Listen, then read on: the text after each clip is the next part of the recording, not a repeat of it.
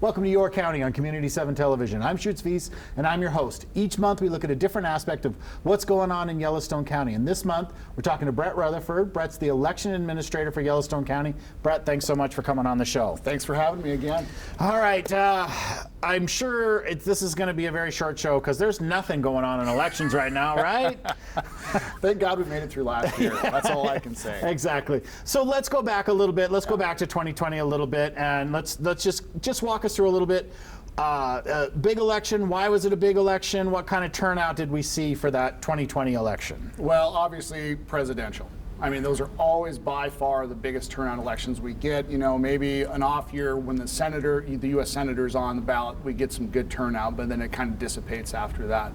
But everybody was fired up for 3 or 4 years, to be honest, going in. So we'd seen record turnouts in all of our elections, basically, leading up to it. But we blew it out of the water. We had 84,000 people vote last November. It's crazy. I mean, we'd barely hit 72,000 prior to that. So you're adding in an extra 10,000+ voters that participated. So are they, was it a rush of registration? Was it a kind of a constant drum of people wanting to register to vote? How do you get from 72 to 84? What does that look like in your office? I think it was a couple things last year. Everybody was tuned in big time, especially when the pandemic hit. Everybody's sitting at home tuning into all this political stuff all the time. You couldn't get away from it, to be honest.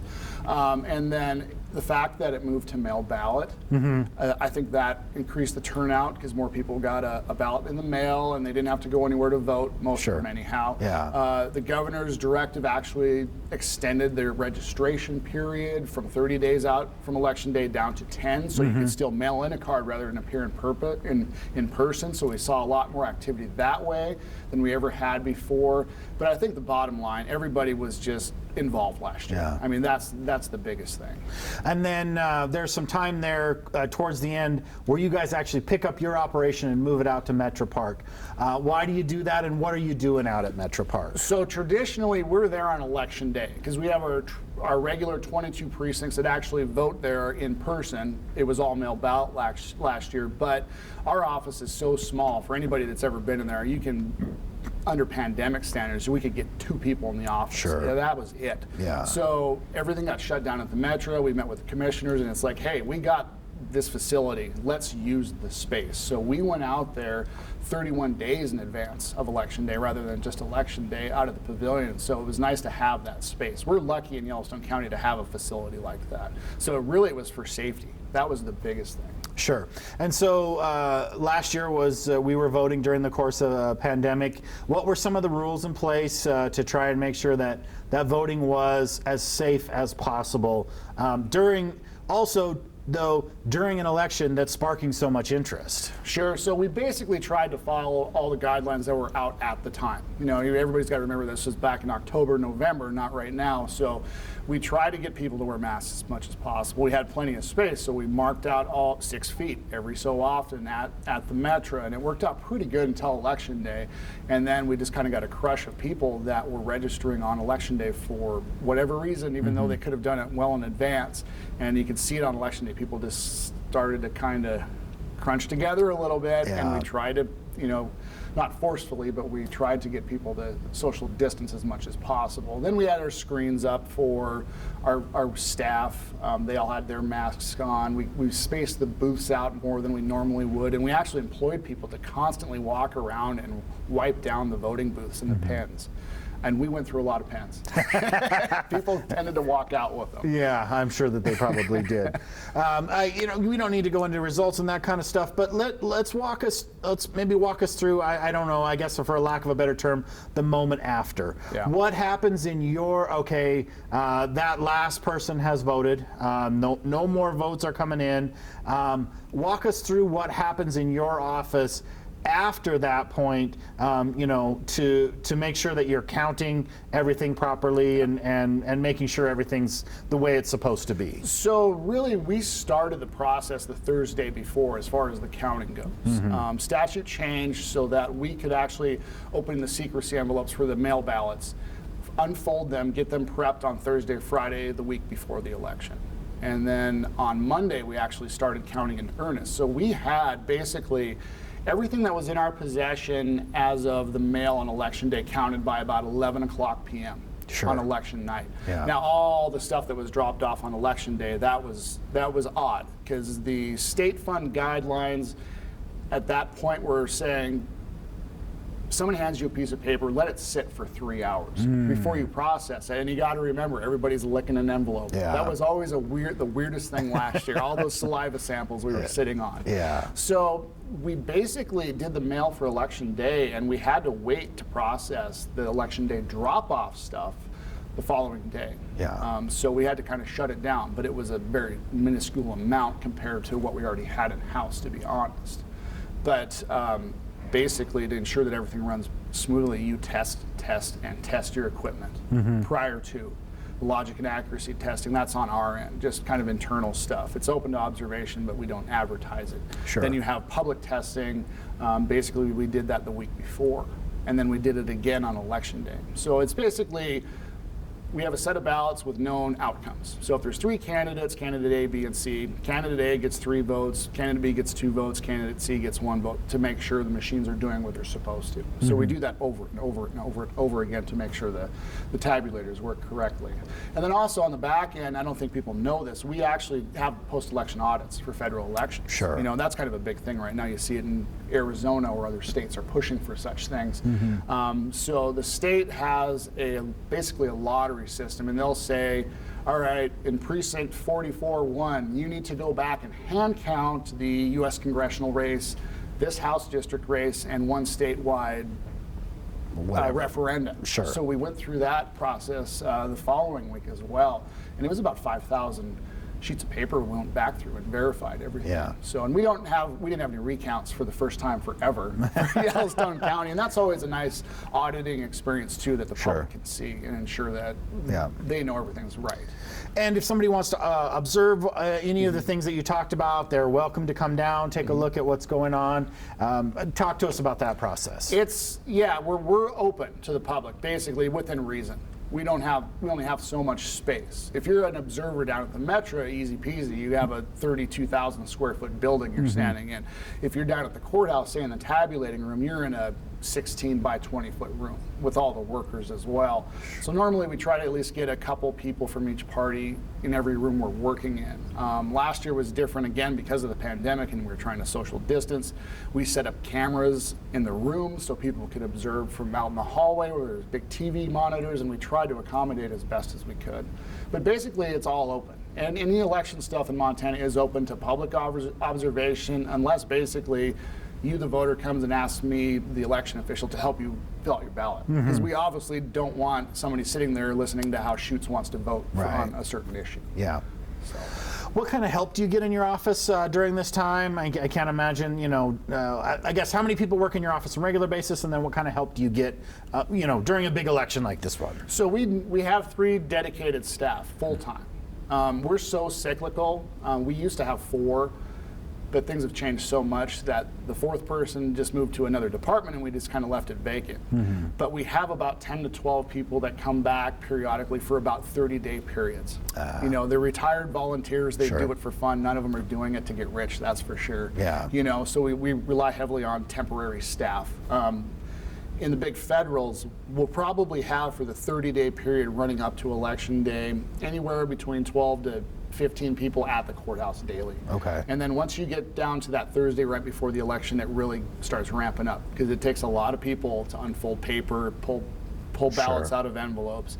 So usually 30 to 50 people at the courthouse.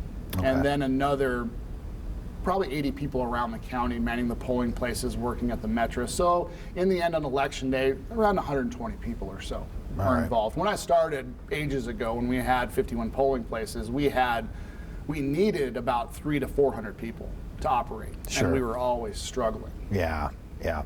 Well, and then with the actual paper ballots that you guys have, how long do you have to keep those? Where do you store them? How long does that record have to stay out there? So basically, once your ballot comes out of the envelopes and runs through the tabulator and is counted, we have letter-sized boxes that their precincts or ballot styles is how we box them up. There's a security seal with a serial number log on it. We log it and that box will not be opened unless there's a recount, it gets selected for the audit, or there's a court order for whatever reason. So we'll keep federal ballots for 2 years. For 2 years, intact, yes, and then we'll shred them after that. And that goes with your affidavit envelope that you sign, the secrecy envelope, the whole 9 yards. We keep all that stuff for 2 years. Some of it's like, well, what are you going to do with it? The secrecy envelopes especially. It doesn't really mean anything after the fact, but we do keep them. And that's statutory. Anything else on the 2020 election that we want to touch on, or that you want to, kind of let people know about? Well, probably the biggest thing was thanks for people for being patient. It was trying, and that's for sure. It was tough to keep people socially distanced. The mask thing was at times an issue with people. It worked out pretty well, though. Sure. Not everybody's going to be happy all the time, that's for sure. Most folks, I think they appreciated the mail-in ballot conversion. We already have 85% of our voters on that list anyhow, so it's just that last little bit. Some people really didn't like it, but you're not going to please everybody all the time. Yeah. So I think it went pretty well. Yeah. I have, looking back, if we had some more staff, we tried to order extra computers for the Metro. Everything was in a logjam. Yeah. We couldn't get equipment. We got some grant money, and a lot of our counterparts around the country, the same thing. Everything got bought up. Yeah. All the election supplies got bought up, just like everything else Yeah. at that time last year. So there was just a real logjam with supplies. Sure. Let's talk a little bit about 2021. I know it's not an even year, but that doesn't mean we're not going to have elections for this year coming up. What's going to be on the ballot in 2021? So we already had our school elections. That's come and gone. We're moving into the municipal season, and we just closed our filing yesterday as of the shooting. So we're not having a municipal primary this year for the city of Billings or Laurel. That got canceled because we had a lot of candidates, but just not a ton of candidates. Yeah. It's a weird combination of things to happen to trigger a primary, and we didn't get there. So most of the voters in the county won't see anything until October. Sure. We'll mail out ballots 20 days in advance for mayor, city council. The city of Billings is looking at a levy. None of that's finalized as of right now, but we'll see. Nothing countywide. Yeah. When do they have to alert you? What's their time frame to alert you to say, yes, we would like to put this on the ballot? So any political subdivisions, sans schools, it's on a different time frame. Is basically I have to have a resolution with all the information, and this is the ballot language, this is how much it costs per household, 85 days in advance. Okay. So the city would have their public hearings, or if it's the county, they'll have a notice of intent to have a public hearing and all that fun stuff. So that rocks it back about 4 weeks before they make a decision, but 85 days out. Okay, so the city comes to you with that, and then again, are these I can vote in person, all mail-in? How do those type of elections go? These ones, everything but our federals are basically mail ballot in Yellowstone County. They don't have to be, but they typically are. It's a better turnout, and it's cheaper for the political subdivision. The city will pay about 33% less to have a mail ballot election than they would a polling place election. So we always have in-person voting at the county courthouse. Sure. If you get a ballot in the mail, I wouldn't just throw it away. If you want to do it in person, feel free to bring your packet with you to our office, sit in one of our booths, and you can have your sticker and you can drop it in the box like you normally would. Yeah. But I would vote the one you get for sure. Okay. So. Yeah, I was going to say, if you're someone who likes to do the come vote in person type of thing, and I actually have some friends who are that way, maybe walk us through what you talked a little bit about it, but walk us through exactly what that process would look like if I'm one of those people that I want to vote in person. So when people typically think about this, they think about standing in a line, signing the register, somebody's pulling a stub off the ballot and giving it to you flat in a big metal or plastic tube, basically. When it's a mail ballot election, you can come in person and get it, but you're still getting the envelopes. It's that same exact packet. Sure. That's the real difference between the in-person for polling place and a mail ballot election. But in the end, your ballot is just folded and deposited in our office, and you still get an I voted sticker. Yeah. So. And that tends to be the big thing. They just like to do it that way. And I've never run out of I voted stickers before. And I think that we'd have a riot on our hands if we actually I did think that. I think you might be right about that. We touched a little bit on this, and I'm sure with the mail ballot election, probably a lot easier on your end. But you guys had 2020, you're going to have all sorts of COVID protections that you have in. We are starting to come out of the pandemic where some of this stuff is being lifted, but I'm sure that you guys still have some in place. What COVID protections do you still have in place, and do you see those things kind of easing up even more so? Well, the county kind of, once the governor lifted the directive, the mask mandate became kind of a department by department issue for the county at least. So our office is basically, we still have our shields up at our counter. Sure. It's still a small spot, so we'll say, hey, just 2 or 3 of you in here. We still want a social distance for sure. We try to maintain that as a bare minimum. If you came in our office and had a mask on, I'd put mine on. I'm fully vaccinated, but I would, to make you feel better, I would put one on. So and we still clean quite a bit. Yeah. And we'll use gloves and whatnot. Even pre-pandemic, all those licked envelopes again. It's kind of nasty when you think about it. Yeah, yeah. One of the other things that we've had is a legislative session. That was earlier this year, and the legislators, I probably don't feel like they're really doing their job unless they've updated the election laws in some way. What kind of changes are you seeing from the legislative session? What kind of things are you going to have to implement? So the biggest things that voters are going to notice is, one, we no longer have late registration on election day. It now stops the day before the election. And that was an immediate effective date. It actually went into effect halfway through the school election. So that was kind of interesting to deal with. We thought they would, if they were going to pass it, they'd at least give us a little time to work with, but they dropped it right in the middle of the election after all the legal notices are out, and that was kind of an odd thing, to say the least. But it's noon the day before the election. So to appear in person to register, you have to be in the office the day before, and this is statewide. School elections, city elections, it doesn't matter. And there's some additional voter registration issues. Now, if you don't have a state-issued ID, a driver's license, Montana issued, of course, like a federal document, like a passport, you have to supply some additional documentation. It's basically, if you get out of those top couple things, you have to provide 2 things to our office rather than just 1 anymore. So, but to be honest, most people at this point have, an in-state driver's license or social security number that we can verify through the DOJ. It's not a background check. It's just saying that Shoots is an actual person. Yes. Yeah. Go ahead and register him. So those are both in the courts, though. So it'll be interesting to see what happens with them.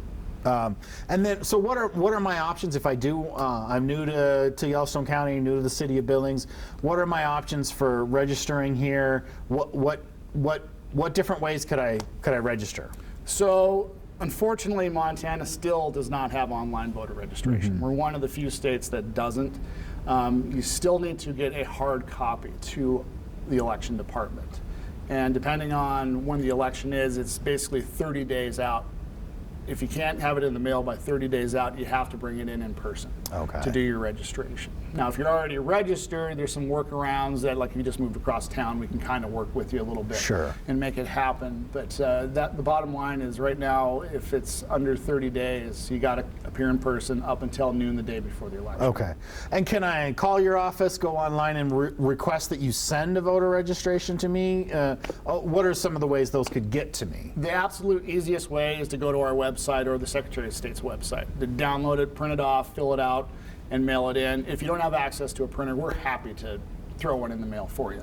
We don't make bulk cards like we used to for basically the campaigns and whatnot, but we'll send out to individuals if they call and request them.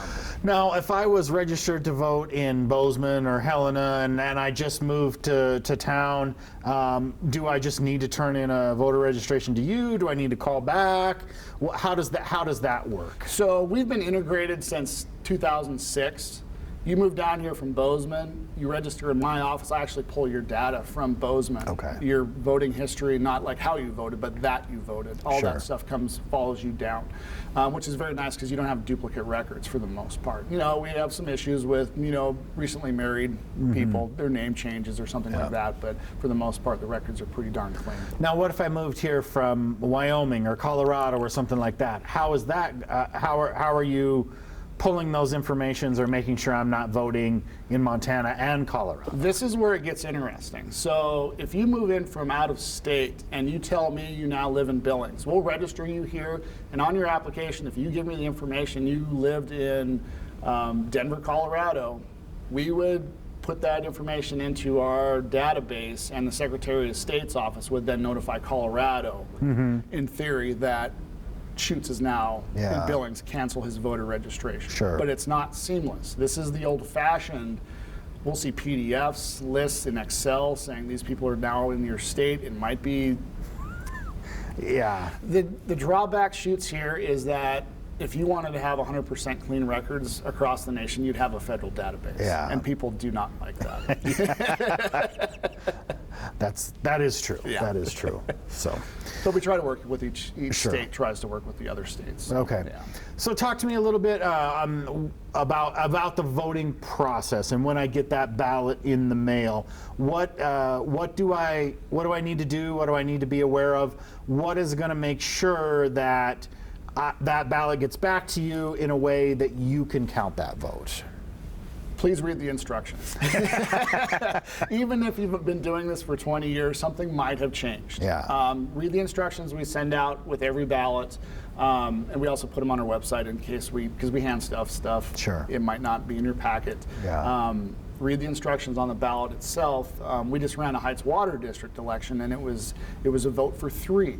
You have got 3 choices on the list of 8 people, and so many people are used to voting for one person Sure. that there was a lot of the second and third votes got left on the table. So at the top of every heading, see what you're supposed to be doing. If it's a levy, it's a yes or no. That's simple. The other big thing is please do not try to make erase remarks or circle stuff or write us love notes. You really should ask for a second ballot. Okay. Because there is a guide. A lot of it's pretty easy to find. I can tell you changed your mind by you erased it. The machine's going to pick up that eraser mark and spit it out. We have to duplicate it. But people do weird stuff. And in the end, if we can't figure out the voter's intent, it's not getting counted, at least for that race. Okay. So if I'm on there and I wanted to vote for Bret, but somehow I ended up voting for Tim, do I probably need to come down and get another ballot if that's something I need to do? We can. There's actually a form on our website. If it's early enough in the process, you can always just forward us the replacement form. We'll send you a new ballot. Obviously, you get down too close to election day. Sure. You don't really want to play at the post office anymore. Yeah. And the best thing to do is to come to our office. Okay. Is there other places where I can drop it off, or I need to come to your office to put it into the ballot box? So it just depends. For our municipal elections, it'll just be the traditional through the mail, or you can drop it off in person at the county courthouse. Some of the time we'll have a box set up in the lobby, or you just come into our office.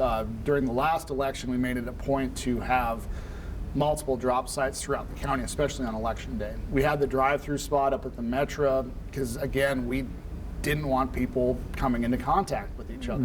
So that was the easiest way to do it. People didn't have to get out of their cars, and there was the parking ticket booth up at the Metro, and it worked out pretty good. But that won't be happening for the city election because we won't be out at the Metro for that one. All right. What are maybe some of the most common ways people kind of screw up their ballot and they? Can you usually fix them, or you usually can't? Well, eraser marks are the biggest one. That's obvious to us. We just duplicate the ballot and code it so we can go find the original in case of a recount. This happens all the time. You fill in 2 ovals completely, and then you might make an X through one of them. What does that mean? Yeah. The state guide says we don't know what that means, so that's a traditional overvote. So it doesn't get counted as far as that race goes. So those are probably the most common ones. So if there's multiple things on the ballot and I screw up one of them, does my whole ballot get thrown out, or do you count the ones that I didn't screw up? If your mistake is so bad that we can't figure out what your intent was, we'll count everything else on the ballot. Okay. So, and actually I see the data on my end. It'll be counted as an overvote by the tabulate. Okay. You voted for candidate A in race 1, you had an overvote in the second race, and you voted yes on the levy. So the first 2 are counted, the second one, it's logged as an overvote. And we can actually see that stuff. We generally don't release that kind of data out because it weirds people out, to be honest. They don't understand what it is. Yeah. And I guess maybe, I'm guessing it's pretty small. What kind of percentage of ballots do you see that aren't filled out correctly? Is it not too many or more than you'd think? It's not a lot if it's like a simple school levy, yes or no, 1 race. Yeah. Easy. It's when it starts, you get more and more races, front and back. You don't know, somebody doesn't know who somebody is, and then it happens a lot more down ballot as you go. Sure. Or people just start leaving things blank as well. And that's very common. It's called ballot fatigue. So you vote for president and then the senator, and then it's kind of like, I don't know these people, whatever, I don't care. Yeah. So that's pretty common. Are there resources out there if you're someone that maybe struggles to get through a ballot? Are there resources out there that you can go to have someone not fill out your ballot for you, but help you, assist you, or maybe have a disability or something like that, but still want to vote? Are there resources out there for folks who just would like a little bit of help filling out that ballot? Yes, there is. The two main ones right now electronically, so you can vote independently yourself. The easiest one, if you can get to our office or the polling place, it's our express votes. It's basically the voting machine. It'll read you the ballot, or it'll put white on black instead of the traditional black on white. It just depends on what your needs are. Sure. And then it'll actually fill out a sheet of paper for you. Oh, okay. So you're not using a pencil yourself. Yeah. They're expensive pencils is what I always kind of like to call them. We do have an online system for ADA folks. The only drawback is that statute doesn't go far enough to let you print your ballot at home. Okay. Well, excuse me, you print the ballot at home, but you still have to put it in the envelope that we send you, and you have to sign that envelope. There's no electronic submission. Okay. So that's kind of the missing piece. All right. And that really cropped up last year. Yeah. There was a couple good pieces by the press that were looking into that, because you're in a pandemic. Normally the folks that need the help, they'd come see us, they'd use the machines, but now it's like everybody's saying, don't see somebody else. So it was a real kind of a eye-opener for us. We, in our association, knew that existed, but we couldn't get that last bit in the legislation when it was enacted. And then the fallback always, and this is the one we don't like, you could come to a polling place, two judges sit down with you, but you're telling them how you're voting. Right. They're not going to go tell everybody, but you lose that secrecy that we all enjoy. Right. You know, if we're voting at home through a mail ballot, or if I'm just standing in a booth at a polling place. All right. Well, Bret, thank you so much for coming in today and visiting with us about the election. I know 2020 was a kind of a crazy one. Hopefully 2021 goes a little bit smoother, a little bit better. For any of you out there that are having any issues with voting, I know Bret wants to help you in the best way that he can. Thank you for all that you do, and all the folks that work down the election administrator's office to pull it off and do a great job. Thank you. Thanks for having me again. I appreciate it.